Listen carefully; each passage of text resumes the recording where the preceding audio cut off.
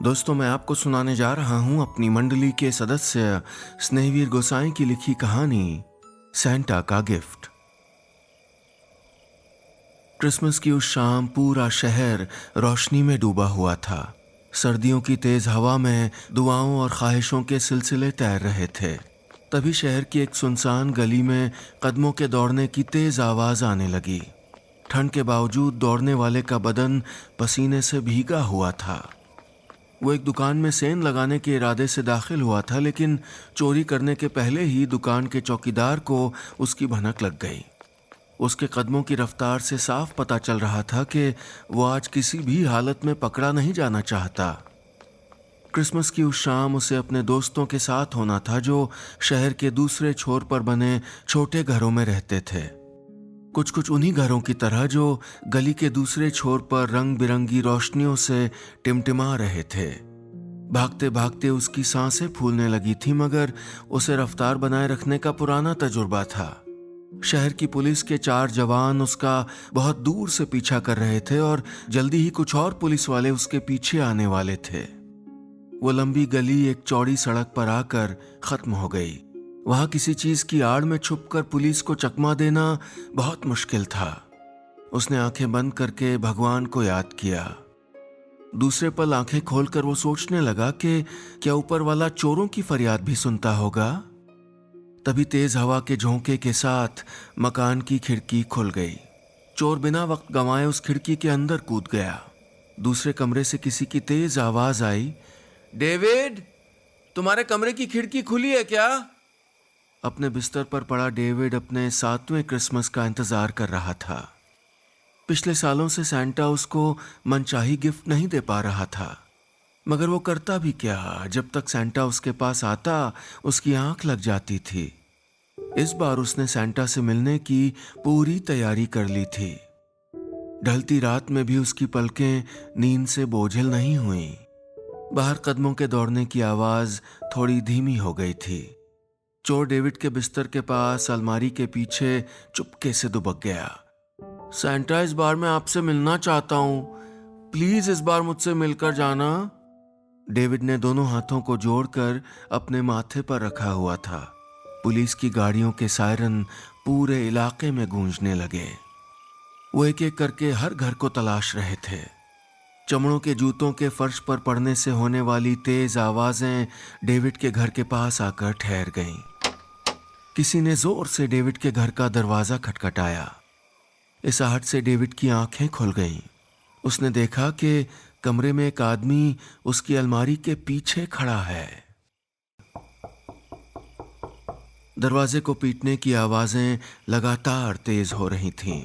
David की मां कैथी oven पर रखे केक को छोड़कर दरवाजे के पास पहुंची।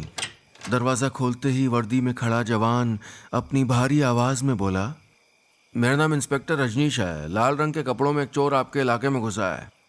वो यहीं किसी भी घर में छुप सकता है। एक बार ना आप अपना घर चेक कर लो। कैथी तौलिए से हाथ पोंछते हुए बोली, मेरे घर में उस चोर को कुछ भी नहीं मिलेगा, आप चाहो तो खुद तलाशी ले लो।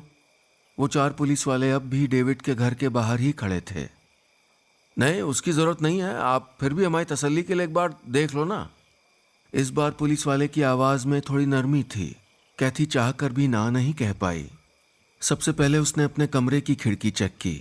इसके बाद वो डेविड के कमरे में गई। खिड़की से ठंडी हवा का एक झोंका उसके बदन में सिहरन पैदा कर गया। उसने खिड़की बंद करते हुए डेविड से पूछा, डेविड, तुमने सड़क पर किसी के भागने की आवाज़ सुनी? हमारे एरिया में कोई चोर घुसा है कह रहे हैं। सवाल पूछते ही उसकी नज़र खिड़की पर गई, जो बिस्तर से बहुत दूर थी। अलमारी के पीछे छुपे शख्स की धड़कन तेज हो गई थी। जवाब न मिलने पर कैथी ने एक नज़र बिस्तर पर लेटे डेविड पर दौड़ाई। वो चल नहीं सकता था। आज क्रिसमस ईव पर वो सैंटा से मिलना चाहता था, इसलिए पलकें बोझिल हो जाने के बाद भी वो जागे रहने की पूरी कोशिश कर रहा था। चादर को बिस्तर के कोनों से अच्छे से दबाकर कैथी कमरे से निकल आई। मैंने पूरे घर में चेक कर लिया, यहाँ कोई नहीं है, कैथी एक सांस में बोल गई। अंदर किचन में उसका केक जल रहा था और वो चाहती थी कि ये भीड़ जल्दी से जल्दी उसके दरवाजे से निकल जाए। आप मेरा नंबर रख लीजिए, घर के आसपास कोई भी अनजान आदमी दिखाई देना तो तुरंत फ़ोन कीजिएगा। कागज पर लिखा नंबर कैथी को थमाकर इंस्पेक्टर रजनीश कंपाउंड के दूसरे घरों की तरफ चल पड़ा। उन लोगों के जाते ही वो एक बार फिर अपने काम में जुट गई। पूरे कंपाउंड से दरवाजों के खटखटाने की आवाज आ रही थी। बिस्तर पर लेटे डेविड ने अपनी नजरें एक बार फिर अलमारी के पीछे छुपे शख्स की तरफ घुमा दी। खतरा अब टल चुका था।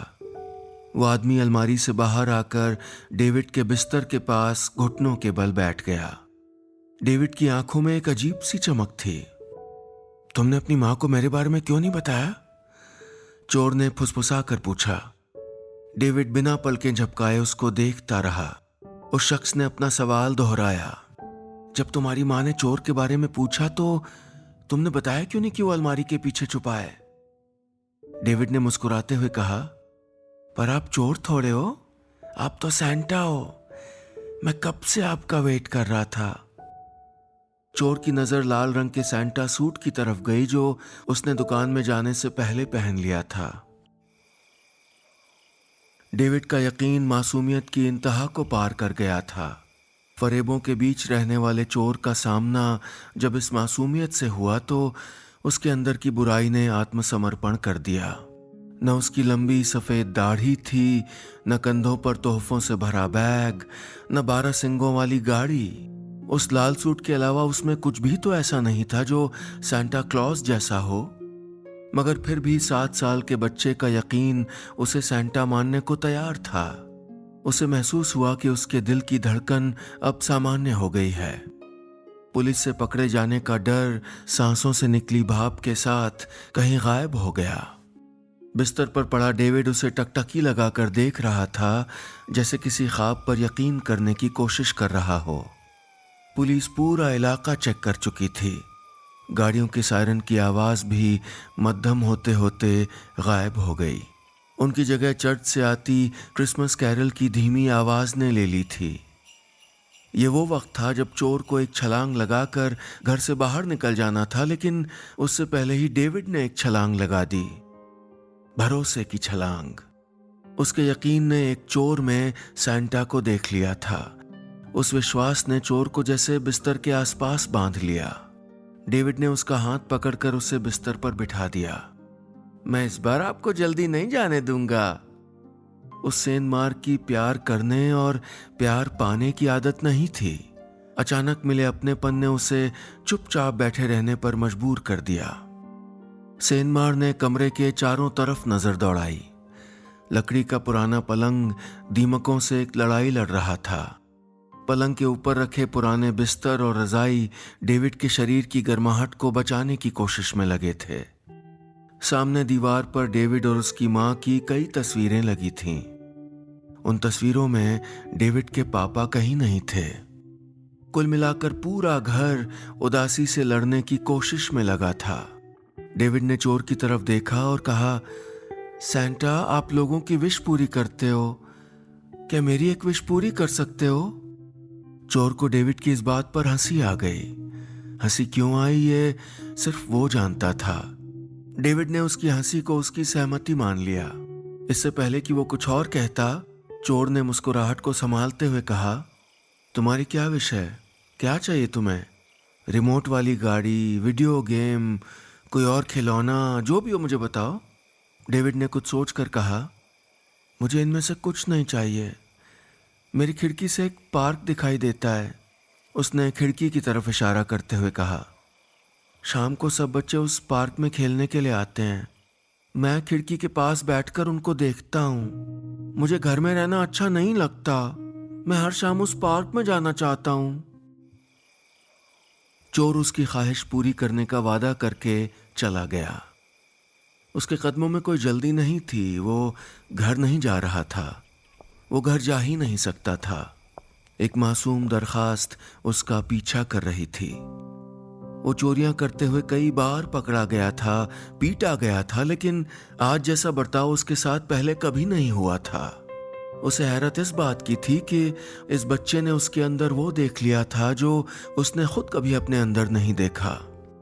उसे किसी भी हालत में डेविड की ख्वाहिश पूरी करनी थी।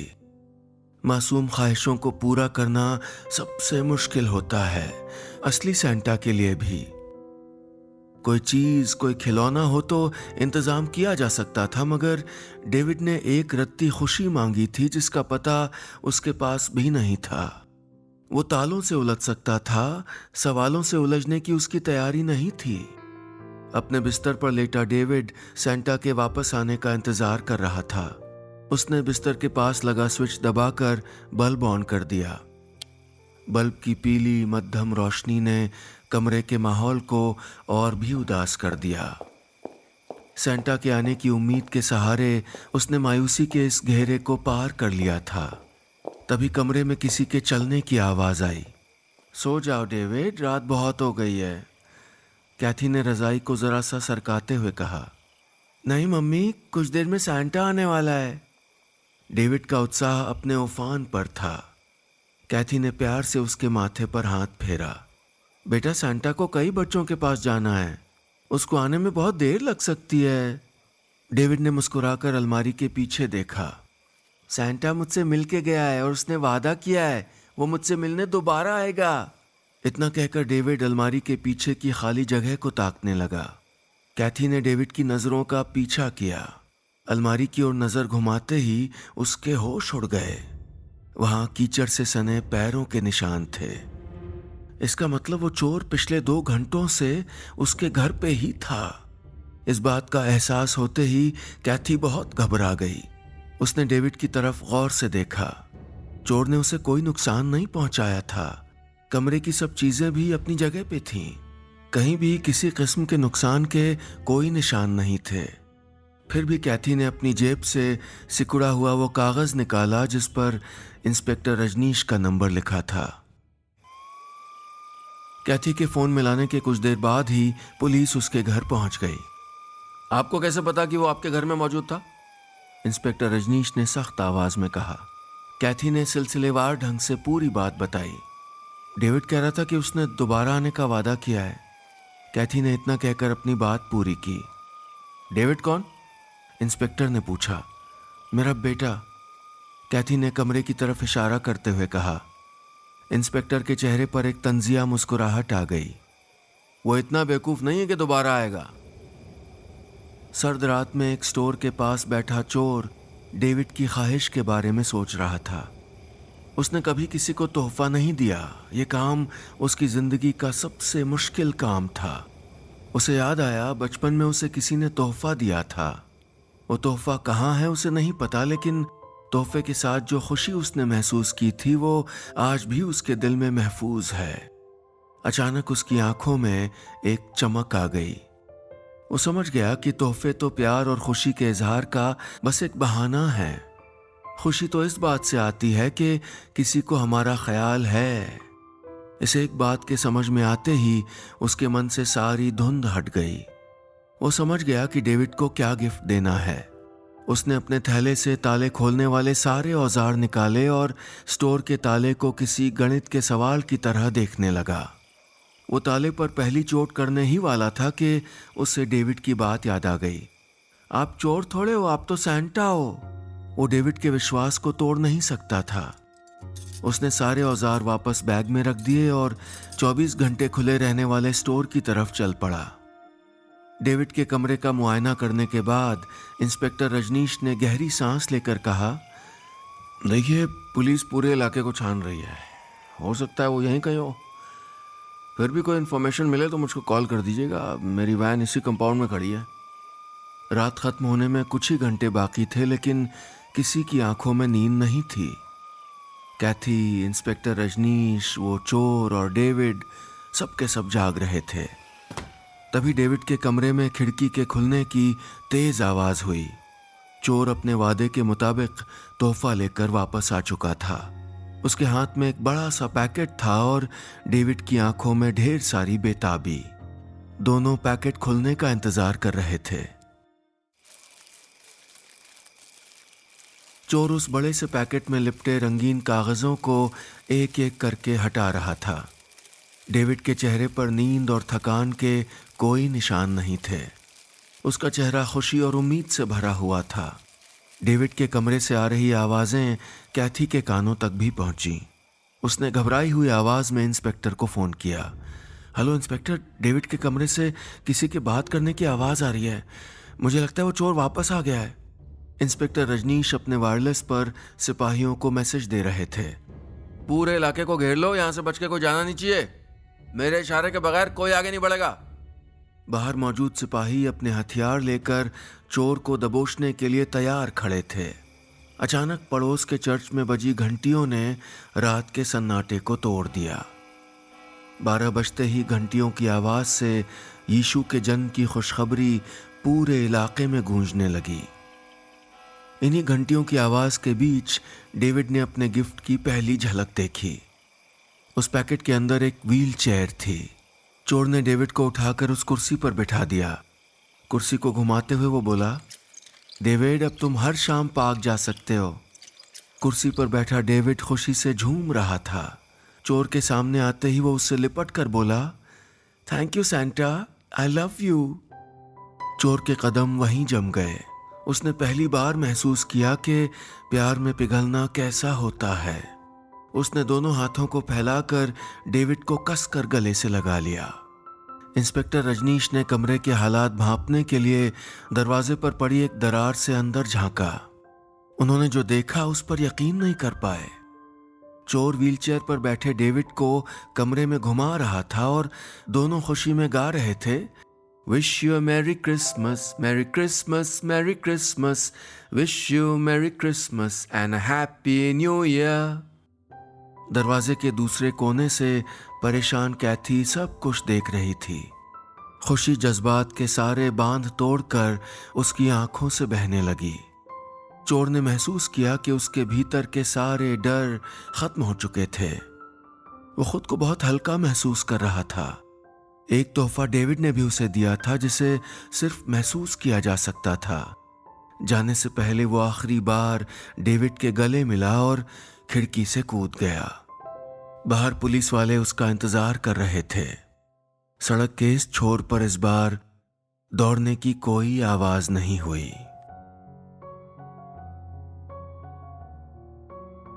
बस इतनी सी थी ये कहानी।